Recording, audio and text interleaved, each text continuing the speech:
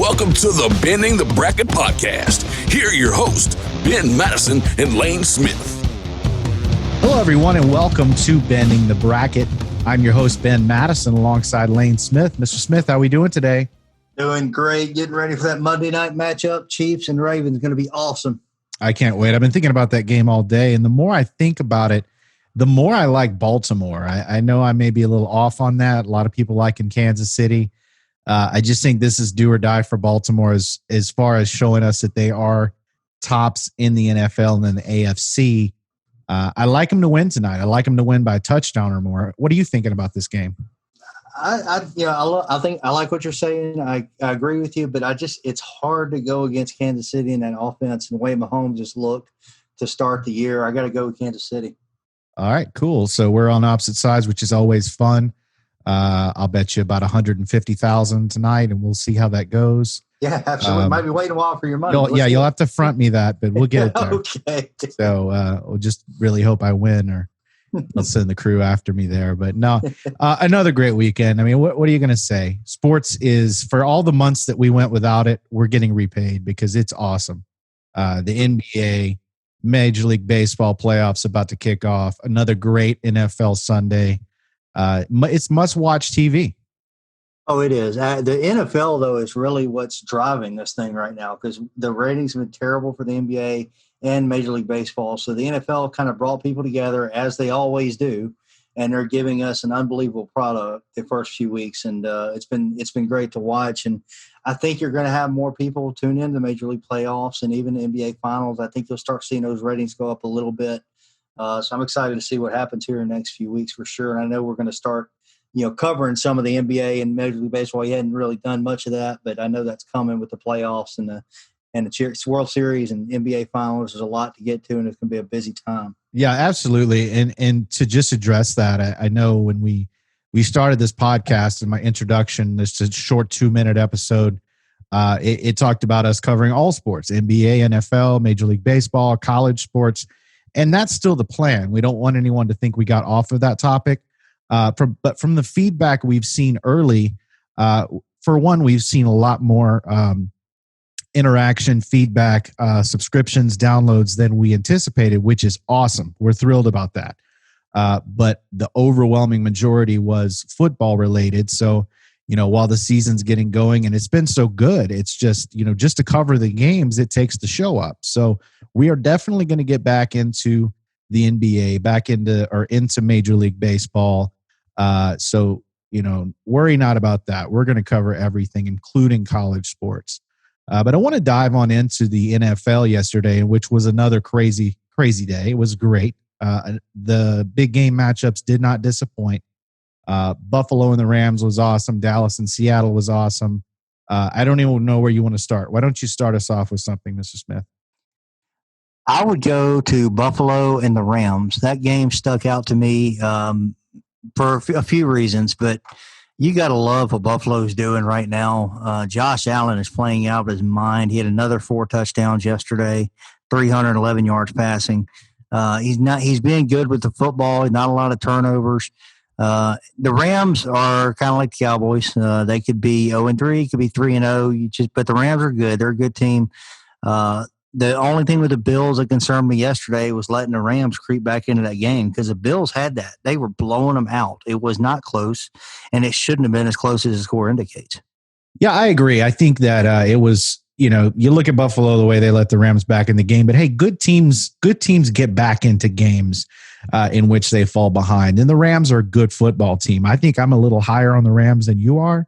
But I like the Rams. And I think this loss, there's no shame in this loss. Buffalo is a playoff team. They are progressing very, very well. Josh Allen has gone from almost a liability to a big asset. And as someone else mentioned, it reminds me a little bit of Ben Roethlisberger in his second and third year, how he went from just being that game manager for Pittsburgh his first year to really stepping into the leader. And this staff has done a fantastic job with Josh Allen. They have lifted all of his strengths.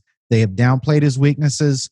And much like Sean McVay does with Jared Goff, he plays to his strengths. He downplays his weaknesses. So this was a good football game overall, a great comeback by the Rams. These are two good teams, and I think these are going to be playoff teams.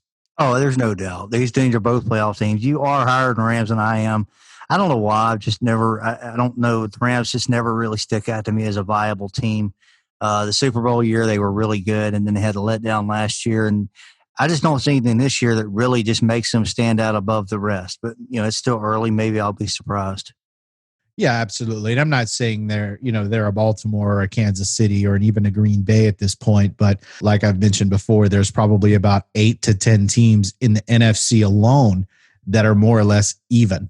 And so these close games, now that was, of course, an interconference game. It's one of those games where, you need to win the close ones. But if you're going to lose games, you want to lose them against the other conference. So overall, an entertaining game. But I give Buffalo and Josh Allen credit for not folding after giving up a 25-point lead. He made the plays at the end he had to hold on to the game to get his team the win. He's a video game stat machine right now, along with Russell Wilson and Aaron Rodgers and a couple of other quarterbacks. So it'll be interesting to see, but right now you got to put Josh Allen in the MVP conversation, which I don't think you'd think I'd say that before this season started. No, I didn't. But I don't know if you look at their schedule. Their schedule is brutal coming up. So far, they've had the Jets and the Dolphins and the Rams, but they've got the Titans this week. That's going to be a tough one. It's going to be a good ball game. Yeah, that will be a good ball game. Then they got the Jets. They come back with the Seahawks on the 8th of November. That's going to be a really good game. They got the Raiders coming up. That's no give me. They got the Chiefs in a couple of weeks. That's going to be really good. So their schedule's really good. It's going to be some really tough games coming up. It's going to be interesting to see how they perform. Yeah, that's a murderer's row for sure. So we'll see what they're made of. Good start for Buffalo. We'll see how it goes. I want to move on up to Minnesota now, where I absolutely struck out on one of my deadlock picks. The Titans barely outlast the Vikings, but it was good enough for the win. The Titans remain perfect while the Vikings fall to 0-3. I wasn't a believer in the Titans even after their special run last season, but they find ways to win. In these close games that a lot of teams that are a little bit sloppy, they let get away. Tennessee doesn't let that happen, and I think that's a good coaching staff in Tennessee. Yeah, Mike Vrabel's doing a hell of a job there in Nashville. The job he's done with this team in that market with these athletes has been unreal, and he deserves all the credit in the world. Derrick Henry, nobody believed in him after his first year. He didn't look good. He looked slow, out of shape, and kind of gave up on him. And look, last couple of seasons, all he's done is just run his legs off. And conversely, the Minnesota Vikings, they looked good yesterday. That's the first week that they've looked competitive. And Kirk Cousins, he kind of looked like a little bit like he did at the end of last year, 251 yards passing, 3 touchdowns. He still had the 2 interceptions, but, Cousins is going to throw picks. That's something he does. But Dalvin Cook got going, 181 yards rushing and a touchdown. Justin Jefferson, kid out of LSU, 7 receptions, 175 yards, and 1 touchdown. I'm sorry. So the Vikings, they got going on offense. That was good to see, and I hope that's a sign of things to come to at least make that division interesting. Although I think that's Green Bay's division all the way. But the Vikings at least shown a little bit of life for the time being. Yeah, they did, and unfortunately they lost the ball game, so they're 0-3, and to be 3 games back already, 3 games into the season is not great. We'll see. I think Green Bay's for real, so I think that they're probably already looking at probably making a wild card run. I know it's early to say that, but you just never know. For Tennessee, though, they're impressive. Impressive. Ryan Tannehill doing much better than I thought he had the potential to do. Still thought it was a mistake when they paid him, but I'm starting to think they may, in today's market, have gotten a pretty good deal. Oh, there's no question. They got a great deal on Tannehill. He's been unbelievable. I want to move over to New England now, where the Patriots take care of business against the Las Vegas Raiders, and this one is one that we both nailed. I felt that New England was going to win this game by double digits, and they did that. Yeah, they did, and they looked good doing it, and it showed a different side of New England. It showed you they can beat you in multiple ways. Cam Newton has proven that he can go through the air and beat you that way, and yesterday they did it on the ground. They got Sony Michel going for 117 yards, and he carried that running game. Cam Newton only threw for 162 yards passing. So the Patriots are a very good team, very underrated team because they don't have Tom Brady. But Bill Belichick is doing a masterful job at carrying this team and coaching Cam Newton. I like watching Cam Newton. I've never liked watching Cam Newton before, so he's fun to watch, and it's really important they get the running game going to be able to beat you multiple ways. That's a dangerous team. Yeah, it really is. And, I can't tell you how many times I've been out on the New England Patriots over the last few years, really the last 10 plus years. They go through their first dynasty. They really had two dynasties that more or less lasted 20 years, but there was a gap in there where they didn't win the Super Bowl for 10 years. So you had questions on whether they could get back. Then they go on a second dynasty run with Brady and Belichick. Then last year happens. They get knocked out of the playoffs, the pick six from his own end zone. It felt like the end of an era, and it was the end of an era. It was the end of Brady Belichick. Then they get Cam Newton. Then the players hold out. And in my mind, I'm thinking 8-8 at best. I mean, at absolute best. And I think that would have been a testament to how good Bill Belichick is. This team is excellent. Are they in that number one tier of Baltimore and Kansas City? No, they're not. But they're in that 1A. Them, Pittsburgh, Seattle, Green Bay. So it's amazing what they've done. So I think as long as Bill Belichick is their coach, I will never write them off. I will never say they're not a playoff team. It wouldn't surprise me in the least to see this team run all the way to the Super Bowl. And yesterday, they, like Lane said, they showed you another dimension. Cam didn't have near the game he had in Seattle as far as stats go and pass attempts and all of that. And they dominated the game with time of possession by running the football. 3 touchdowns by Rex Burkhead. Big day for Sony Michel. And look, the Patriots are for real. They're still for real. They still own that AFC East. And until Buffalo knocks them down, it's still the Patriots division. No doubt about it. It always will be. I don't see that going away anytime soon. Bill Belichick, he's still coaching like he's 40 years old. I mean, the guy's unbelievable. I really believe he could do this with whoever was at quarterback. Because you saw him do it with Matt Castle when Brady was injured, and now you're seeing him doing Cam Newton. I think he'd still do it, Jarrett Stidham. Maybe not on the level they're at right now, but I think they'd still be a good team and still be vying for a playoff spot with Jarrett Stidham. I don't think it matters. His system works. He has a way of making players listen to him, and everything they're doing is working right now. And Newton looks completely healthy. I want to move out to Seattle now. Cowboys fall into the Seahawks, and it doesn't surprise me. The game itself was pretty wild. Dallas was really lucky to find themselves in position to win this game and actually take a late fourth quarter lead. But Russell Wilson showed up. It's another day at the office. 5 more touchdowns. No big deal. 14 through 3 games. Sets the NFL record, of course. Look, Dak played an okay game overall. Statistically, he was amazing. 472 through the air, 37 of 57. I think 57 is way too many times to pass, but when you trail the whole ball game, which they did again, you have to throw the football. 3 TDs, 2 picks. After watching it again, I thought the late pick actually should have been avoided. He could have thrown that ball away. They would have had 4th down. They would have had one more chance. When you look at the Cowboys' 2-minute offense there and compare it to the one that Russell Wilson had literally just orchestrated, you see the difference between a good quarterback and an absolutely elite quarterback. Oh, no doubt. And I put Seattle right there with Kansas City and Baltimore. Those are the 3 teams. There's nobody close that I can see. They are just head and shoulders above everybody else. But they're right there. And Dak Prescott, I've been his biggest critic for 4 years now. I've never believed in him, but the guy's playing his heart out, and he's showing you what he's worth.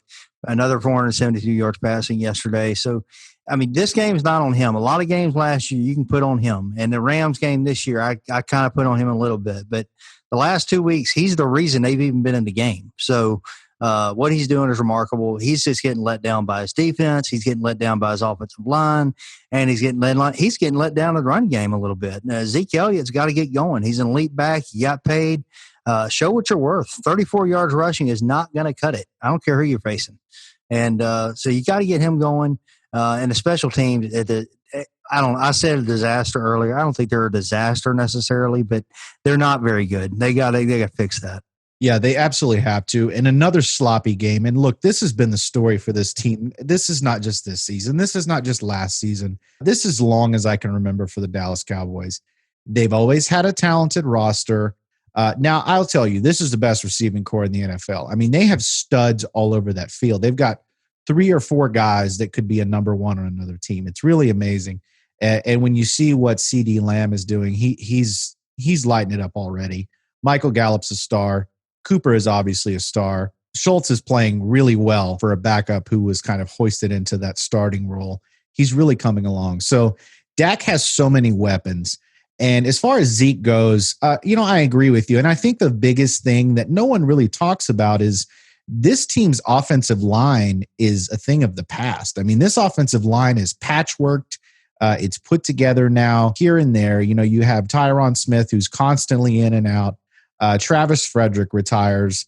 Injuries here or there. Lael Collins. And so overall, this line still has a reputation as being a top line in the NFL. That's not the case. They're a bottom half offensive line. And I think that really shows with their lack of ability to run the football.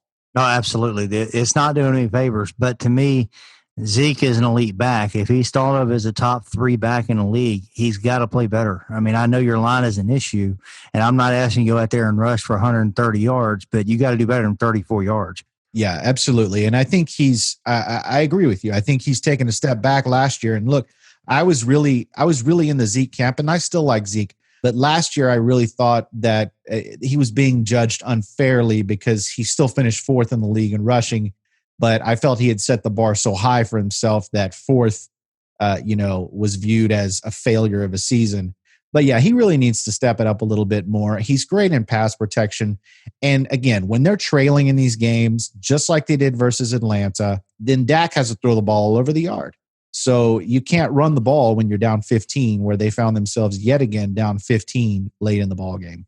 Absolutely. And you don't want your star quarterback throwing 57 times. No, you don't. All right, now I want to go to New York, where you have 2 teams that are an absolute dumpster fire. Which one do you want to cover first, the Jets or the Giants? Oh, let's save the Jets. Let's go to the Giants. Okay, great. Well, you absolutely struck out in this deadlock pick Thursday when you somehow picked the Giants to beat the Niners. That didn't happen. The Niners JV squad absolutely destroyed the New York Giants. They did, and I clearly knew my head examined. That was a terrible pick by me. I don't know what I think I'm putting too much in Daniel Jones. I really like him, and I think he's very talented, but he has got nobody around him. He's got no run game with Saquon Barkley out, and he's got no receiving game. So he's trying to do it by himself, and he can't, and that team's a just absolute disaster. So that's on me. San Francisco, I still don't know how good San Francisco is. I know they're 2-1, but that's not really telling me a whole lot, especially with them being injured. But I do want to pose this question. Is San Francisco better with Nick Mullins versus Jimmy Garoppolo? No, they're not. I go back. I'm not just on yesterday, but you look at last year too, when Garoppolo was hurt, Mullins came in for several weeks in a row, and he lit it up. He did very well. So I don't know. I wonder how good this team is without Garoppolo.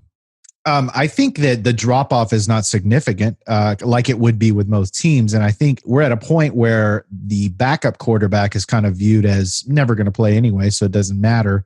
So these teams have massive drop-offs at backup. And anytime a backup actually steps up and plays well, then everyone wants to move them up to a starter or compare them to the starter, like when Andy Dalton went to Dallas. And look, I think Andy Dalton could play football still at a high level. I think he could start in this league. But that's kind of here nor there. With Nick Mullins, I think he's a good backup. You're right. And normally with a backup, we see him for a week, maybe 2 weeks, and the starter's back and he's healthy. So that's it. But with Mullins, we've seen a lot of tape on him to know that he's actually a good quarterback. So I just wonder.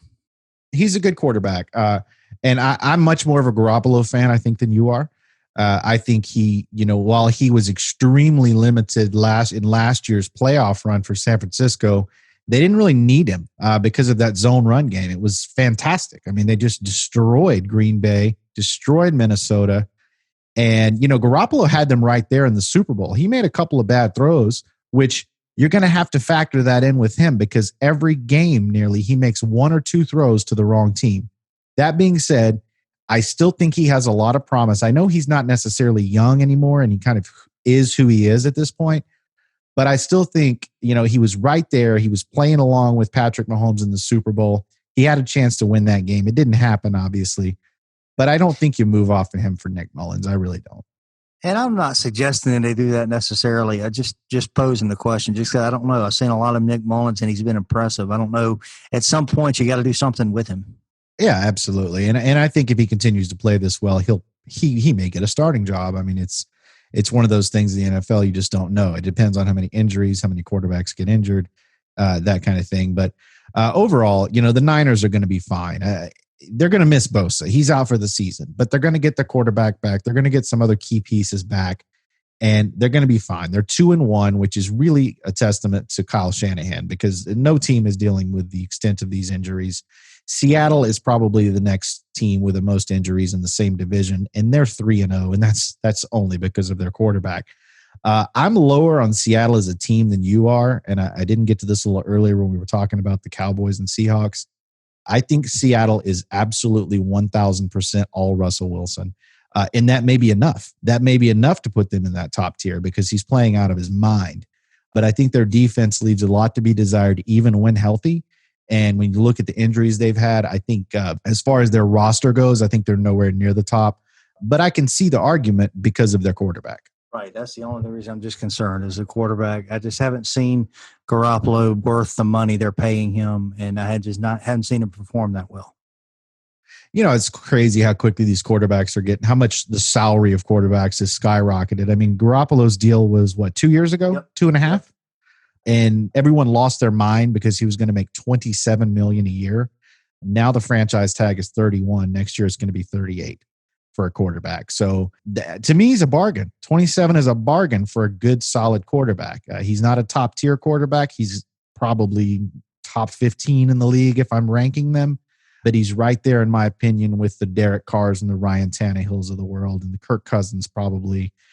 So, those guys are just going for 30 plus million, and that's how it is now. I agree. They did get him in a bargain. I just haven't seen him live up to that money. But, I mean, very rarely do the quarterbacks live up to this insane money they're getting. Oh, that's very true. That's very true. Let's stay in that division, talk about the Arizona Cardinals. They drop one to the Lions, who snap an 11-game losing streak, that's hard to believe. But is it, though? Not really. No, Detroit. It's Detroit. Kyler Murray, had a rough day, 3 picks. I don't read too much into this. The guy's still young. He's still learning. He's still very talented. I saw him make some amazing throws. And look, you have your bad days. The problem with Arizona is they're in that tough division, and they can't have too many bad days if they hope to hang. Right. I agree with that, but I'm not worried about this team at all. They're good. Kyler Murray's a real deal. The Lions, that's a team a lot of experts had as a playoff team before the season began. So don't take much away from that game. I don't know if the Lions are a playoff team or not, but I don't take away anything from Arizona losing that game. I don't expect Arizona to go 16-0 and dropping one game to the Lions it's whatever. They still looked okay, and they looked polished on offense. So I think they'll be fine. I don't think Arizona's in the top class of the NFC yet, and I think they're probably more on that 6 or 7 seed area that may get into the playoffs if they keep playing the way they're playing. Teams like Seattle and San Francisco, they don't lose to the Lions. So I think this is showing you there still is a gap between the top of even their division and where they are. No question. Moving over to the other side of the country in Philadelphia, man, Philadelphia has problems. That was my other deadlock pick. I really thought there was no way they were going to lose this game. And, well, I guess I was right because they tied the game, but they tied the Cincinnati Bengals at home. That's a loss. I'm sorry. That's a loss. It's a loss. And I guess Doug Peterson's, thought process at the end of that overtime was, well, hell, we play in the NFC East. The Cowboys are probably going to lose to Seattle because that hadn't happened yet. And he was right. And so he said, to hell with it. We'll just take the tie and be 0-2-1. I guess the standards are that low in Philadelphia. Now, your thoughts on this piece of a game that you watched from beginning to end? Well, I tell you, I don't like how it ended.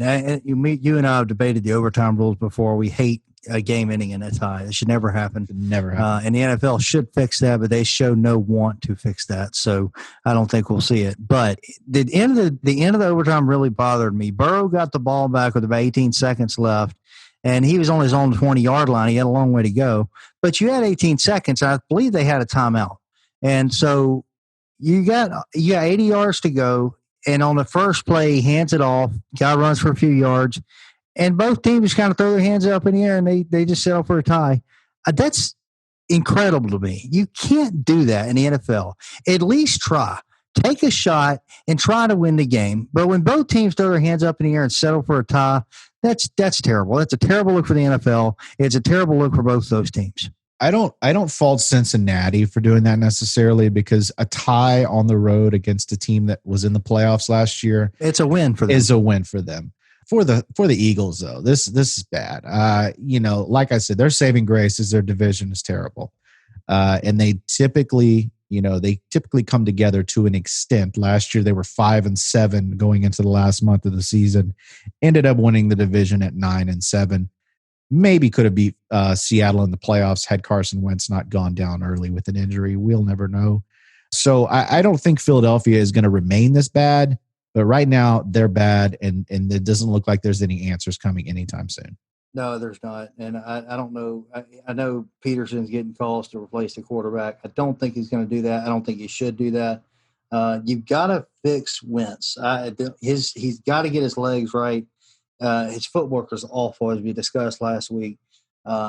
Peterson's got to do a better job. He's just not coaching very well right now. This is not the team that went to the Super Bowl, and he's got to get them in sync. Right now, they are just all sorts of messed up. Moving on now to the Bears and their decision to get Nick Foles involved in the offense paid off big time. They come back and outscore the Atlanta Falcons 20-0 in the fourth quarter. And for the Falcons, this blows my mind. I mean, I had moved off that game. It was 26-10. I was into other games. Before I know it, they had lost the ball game. I mean, and after what happened the week before in Dallas with Arthur Blank calling out the team's coaching, saying essentially the players were not educated on what they're supposed to do on an onside kick. Now you let this happen. I said Dan Quinn was on the thinnest sheet of ice a man can be on without falling through. He's got to be falling. Doesn't he have a couple of feet in the water at this point?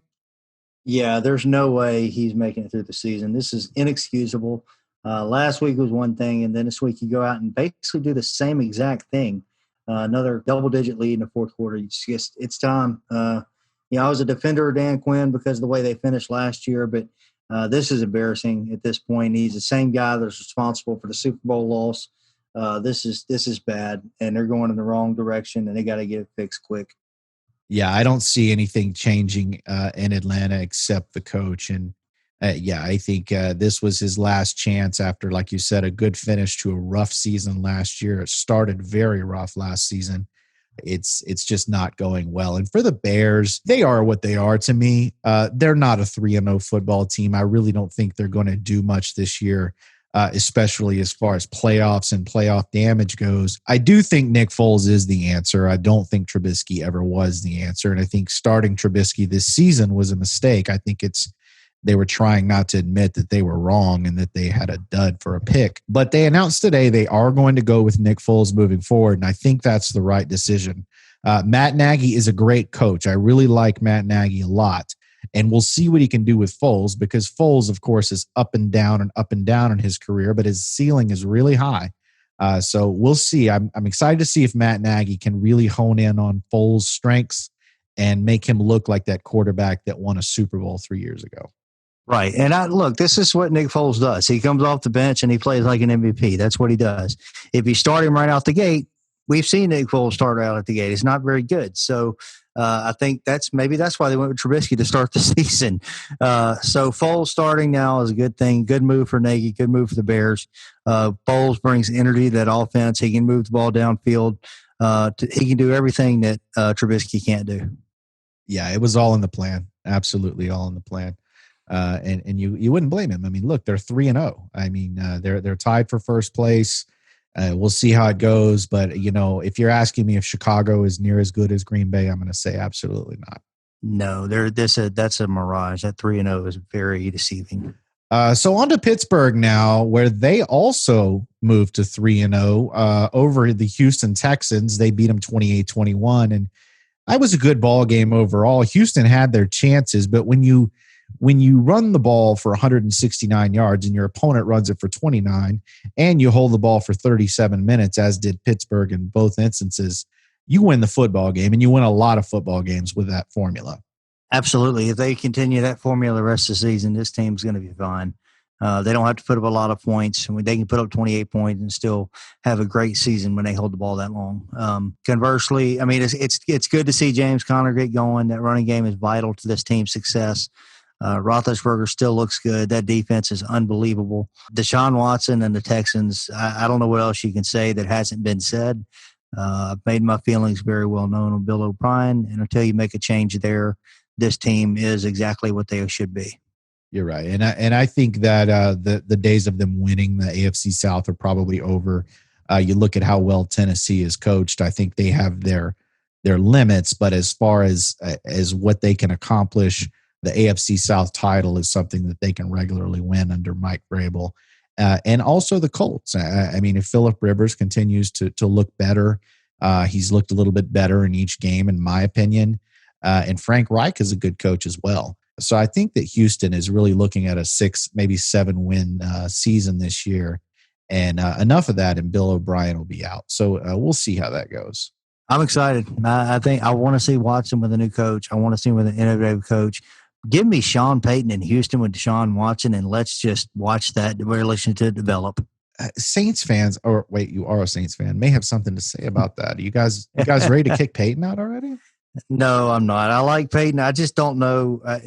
This team has got a large rebuild ahead of them, and I don't know if Payton wants to stick around for it. We can get to that in a little bit. Yeah, that's a good point. That's a really good point. I'm dreaming. Deshaun Watson and Sean Payton would be unbelievable. That would be unbelievable. And also you have a lot of young coaches, young coordinators. I mean, you look at how many are hitting as head coaches these days. Now, there's a lot that don't hit. I mean, I don't think Joe Judge is going to be a good head coach, for example.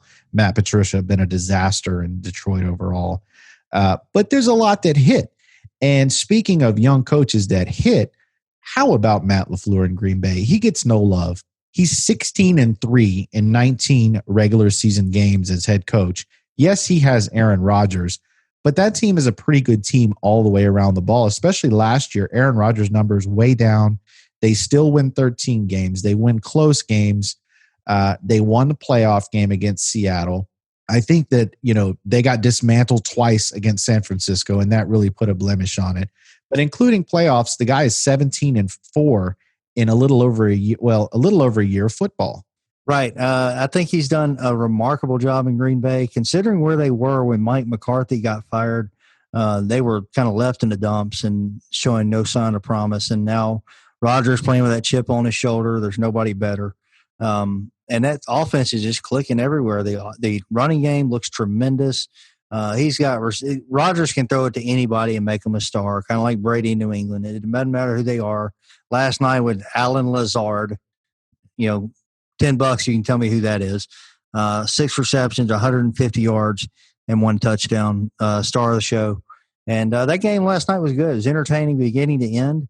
If you're a Saints fan, you still feel okay. You don't feel like you got trounced, and that's good. But the Packers look amazing. And LaFleur, to your credit, yeah, I mean, he doesn't get a lot of love. I don't know why that is exactly. I think that Aaron Rodgers being there, I think people look at him kind of like they looked at Peyton Manning. You kind of forgot John Fox was in Denver when Peyton Manning was there, because Peyton Manning made everything look so natural. So people kind of look at Rodgers the same way. They give Rodgers credit for the way the offense looks, and the defense doesn't get near the credit that it used to overall in the league today, just because it's more an offensive league. Right. But I think what LaFleur has done is he has built a running game. He's built a defense with the Smith brothers. They have a good all-around team. They don't seem to make too many mistakes. And, I think the future is very bright. And even with Aaron Rodgers at 36 years old, I think he's got another 5 solid years easy. A lot of people were saying that he had lost it the last couple of years. He proved last night he's lost nothing. He can still throw the ball down the field with the best of them. His arm strength is just fine. If he can stay healthy as far as everything else goes, they're going to be a scary team for the next 3 to 5 years. Absolutely, no doubt. And they're going to be fun to watch. They're fun to watch right now, and that's only going to get better. A couple more games I want to cover.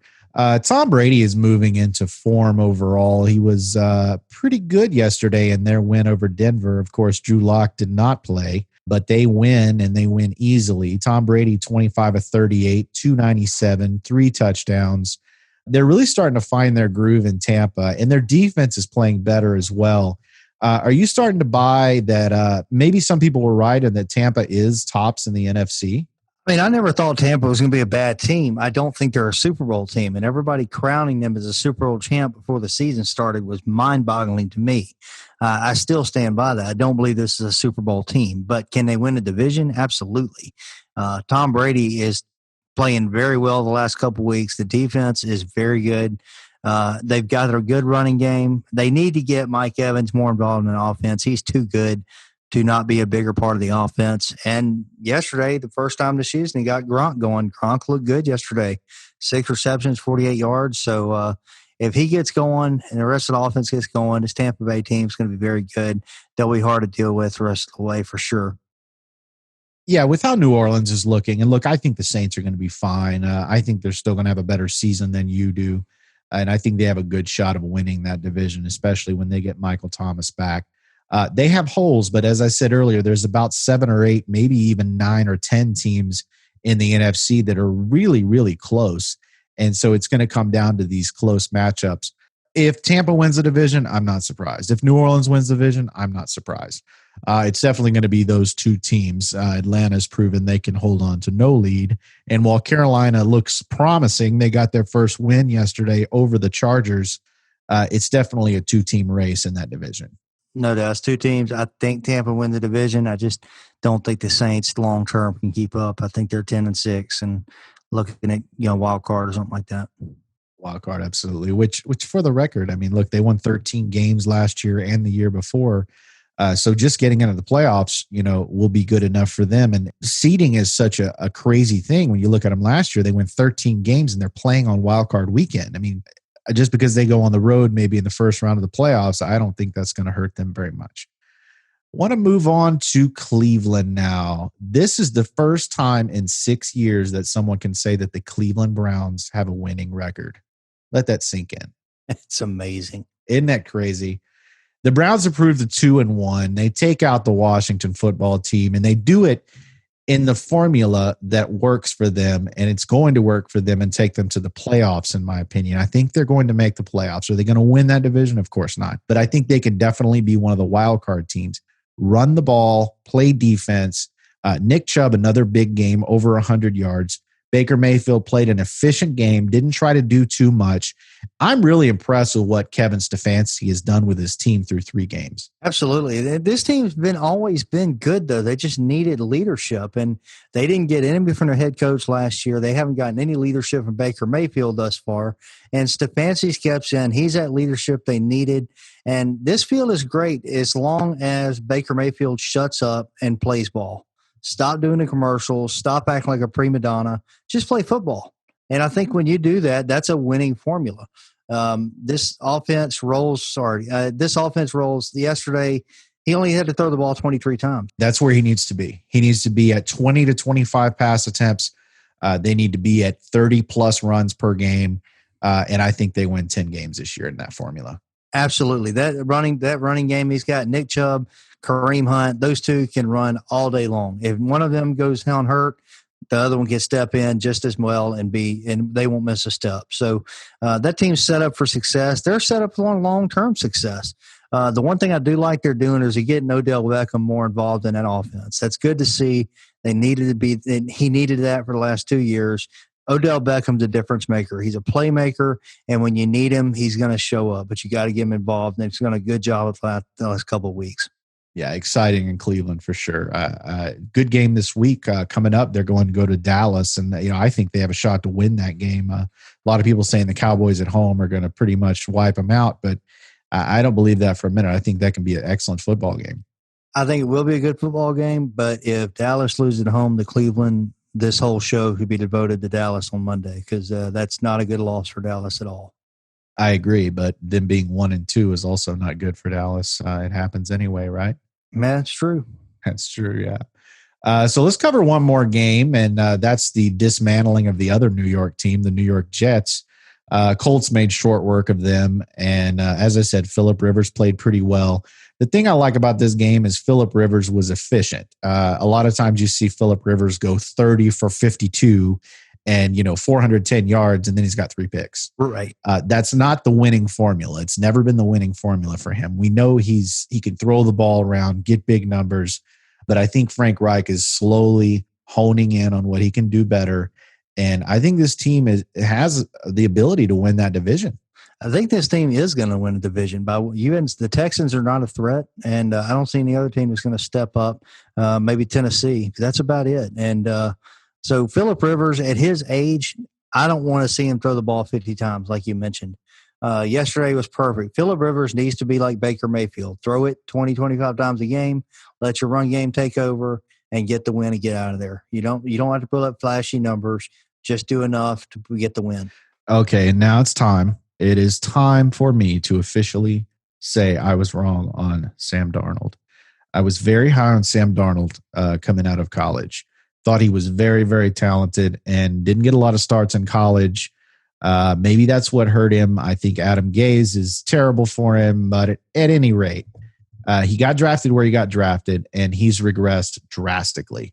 Lane and I have had this debate now for, 2.5 years, 3 years? Ever since he got in the league. And so I'm wrong. The kid is not doing well. Overall, it may be, the book may be getting close to being written on him. Go ahead and give me your best shot. This book, it's over. The book is over. Close the chapter. It's over. There is no more chapter. Sam Darnold is a disaster. He's been a disaster since he came out of college. He was drafted way too high. He wasn't that good at USC. He came to the NFL as the number 3 pick. I know he's with a bad team. I know he's had 2 head coaches in 4 years. I get all that, and it's the Jets. But if you're the number 3 pick, you're the savior of the franchise. You have to be better than what he's been. He's not a good quarterback. You can't make this work with Sam Darnold. I know he doesn't have any weapons around him, but if he's that good and he's elite and he's a savior of franchise, you got to be better than what I've seen in 3 years. I got 3 years of tape on this guy. I got nothing to tell me that he's any better than he was in year 1. In fact, he's worse. And yesterday, 3 interceptions, 2 pick sixes, and a safety. Inexcusable. It's over. I don't know if you guys can tell how much Lane likes Sam Darnold. I actually have some video from our earlier tapings of him talking about how great Sam Darnold is. I should break those out, but I think I'll wait. No, I'm kidding. He does not love Sam Darnold. Now, I do want a formal apology when Adam Gase will be fired after the loss Thursday night against Denver. He'll be fired, and whoever comes in, if they can improve and Sam Darnold improves, I'll take a formal apology when he makes the Pro Bowl next year. It'll be some other poor schmuck coming there and try to get it done. It'll be the same thing it's always been. This is the Jets. This is who they are. It is what it is. Yeah, you're right. Well, that's going to about do it for this show. Do you have any closing thoughts, Lane? No, licking my wounds from the LSU game Saturday. That was a terrible performance, and we're hoping for better against Vanderbilt this week. That's okay. I mean, you guys surely can beat Vanderbilt. I mean, I don't know if you can't beat Vanderbilt, then you may just want to shoot for 2-8. I'm not too sure. Yeah, I thought we'd beat Mississippi State, and they went out and destroyed us. So I can't. Nothing's for sure right now. I'd be happy with 5-5 and an Independence Bowl. That's bad. Yeah, well, the Independence Bowl would be convenient for you for sure. And look, I mean, this is a total rebuild job this year, not to mention COVID, lots of challenges. So I don't think you can get too down on this. I think you just have to take it in stride and just remember the good days, the good old days of what, 9 months ago. Yeah, those are great. I think that team is definitely long gone. And, going into this year, we knew it was going to be a rebuilding year. We knew this team was going to have to rebuild. They lost a ton of pieces, but I just did not expect that kind of performance Saturday. I thought our defense would be more of the strength for us, and they gave up 600 yards. So I have no idea what to think now. Yeah, it's we'll see how their season goes, but don't take it too hard. You still have the national championship game on DVR, right? Of course, I watch it every time I get a chance. You watch it every weekend. You'll watch it in place of the LSU games if they lose to Vanderbilt. Absolutely, I'll pretend it's this year. That's going to do it for us. Thanks so much for tuning in, and don't forget to check us out Thursday where we have our Week 4 NFL preview. We cover the round 1 of Major League Baseball playoffs and more. Have a great day. And that's going to do it for us for this episode of Bending the Bracket. Thanks so much for joining us. Don't forget to subscribe to follow our latest content. You can also find us on Facebook or Twitter @Bending Sports. Have a great day.